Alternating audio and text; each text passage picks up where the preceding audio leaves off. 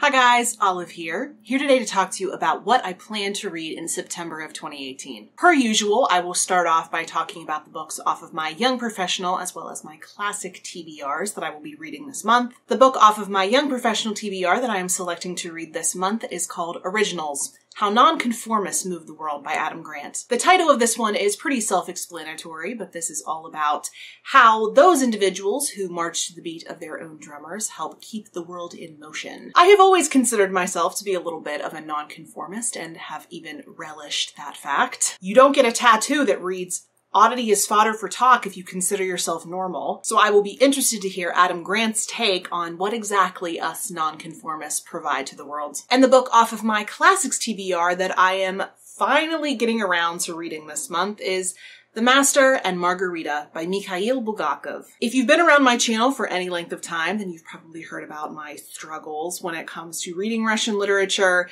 Although I am very well versed in Russian culture, history, and politics, I am not so well versed in Russian literature, and every time I have attempted to read some Russian literature, it has not gone so well. But I hear all the time about how much people love this book. I've heard several different people call this book their favorite book. It's about time I read this. It seems that I have been doing a buddy read with Britta over at the Second Shelf on a bi-monthly basis this entire year long, and we're about due for the next one, so she and I are going to be reading A Tree Grows in Brooklyn by Betty Smith together. This was one off of my classics TBR last year that I did not get around to reading, unfortunately, but I figured a buddy read with Britta would provide great motivation to read something I've been meaning to read for a very long time. A reread that I am planning to do this month is Fates and Furies by Lauren Groff. I first read this book the September after it came out, so I believe that was back in 2015. It ended up being one of my absolute favorite books of the year. When I first read it, I read it as a library copy and then eventually went and bought my own copy since I knew I wanted to reread this eventually. So this copy is brand spanking new, has never been read. I am so excited to go back through this book and make copious notes in the margins. If you've never read or heard about this book, meaning you probably were not on Booktube in the middle of 2015, this is the story of a marriage between very extroverted Lotto and his very sullen, dark, mysterious wife, Matilda. I remember the writing in this book being drop dead gorgeous. I remember loving the story. I loved the questions it was asking of its reader. What is a marriage? What secrets do we keep from each other in a marriage? What does a woman give up to have a successful marriage? As soon as I am capable of going to see the new movie adaptation of The Wife by Meg Wolitzer, it's not currently playing in my city, unfortunately, but as soon as it is, I am going to go see it, and I think this will make a great follow-up read to it. I've always linked Fates and Furies and The Wife in my mind because of the question it asks about what a woman is required to give up to have a successful marriage. And considering that I now at least think myself to be a better reader of literary fiction, a better critic of literary fiction than I was when I first launched this channel, I am sure I will have even more to say about this book this go around. A new book that I have on pre-order that I am eagerly awaiting the arrival of is the fifth book in the Amory Ames mystery series called An Act of Villainy by Ashley Weaver. As I said, this will be the fifth installment of my favorite cozy mystery series that I have also been reading since I started here on Booktube. I would tell you more about what this book is about if I knew, but I personally like to keep the plots of these books a surprise for myself until they arrive in the mail and I can just sit down and binge read the entire thing in one day. I am also planning on reading another fairly new release called All Among the Barley by Melissa Harrison.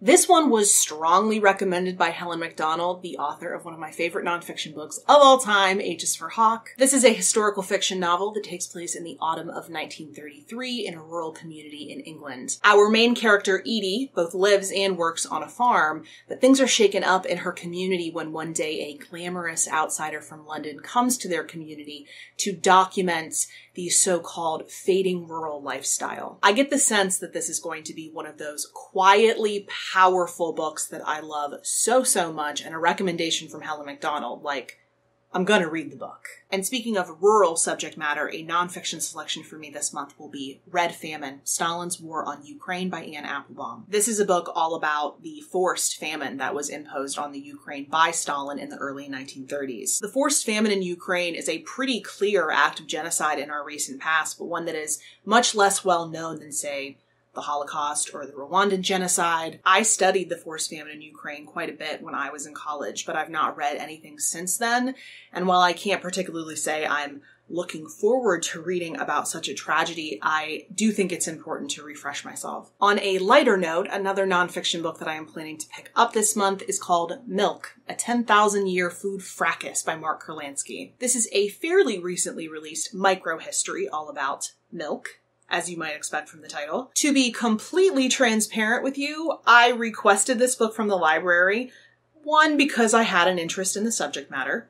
It sounds interesting, but also because my husband and I went to trivia recently, and one of the questions we got wrong was about milk, and I'm still kind of salty about it. I mean, let's be honest, it's one of the best reasons to read random nonfiction books is to wipe the floor with the other teams at trivia. So I'll be reading this one. And the last book on my TBR that I am going to show you before I move on to picking my random selection for the month is a thoroughly intimidating one that I've been putting off for a very long time. That is Jonathan Strange and Mr. Norrell by Susanna Clarke. I have always been pretty confident that this is a book that I'm going to love, but it's hard not to feel intimidated by a book that's nearly 800 pages long and feels like I'm holding a small child. But considering that I feel and smell fall coming, and it is very, very exciting, I want to get myself in the mood for fall, which is a time of year that I always really love reading magical books. So I'm going to be taking this one on. Pray for me. So the only thing I have left to do in this video is pick the random selection off of my TBR. If you've never seen me do this, what I do is I go to my Goodreads to read shelf, sort them by number, then use a random number generator to select 3 different books at random. I then choose one of those 3 to read for the month. Option number 1 is The Strange Case of the Alchemist's Daughter by Theodora Goss. Option number 2 is The Cabaret of Plants, 40,000 Years of Plant Life and the Human Imagination by Richard Mabey. And the third option is one that I owned called The Language Wars, A History of Proper English by Henry Hitchings. It seems like I subconsciously themed this TBR around the harvest, since there are a lot of books about rural matters or farms or milk and food products. And so I'm going to at least somewhat attempt to stick to that theme and pick option number 2, The Cabaret of Plants. So there you have it. Those are all the books that I'm going to at least attempt to read during the month of September. I would love to hear from you in the comment section below. Have you read any of these books? Have you heard of them? If you're now interested in reading them after hearing me talk about them, you can put that or any other comments or questions you may have for me in the comment section below. Or if you'd prefer to chat somewhere other than YouTube, I am on a variety of different places on social media. The links to all of my profiles are linked in the description box below. As always, thank you so much for watching. I hope you are having a wonderful day, and I will see you in the next video. Bye.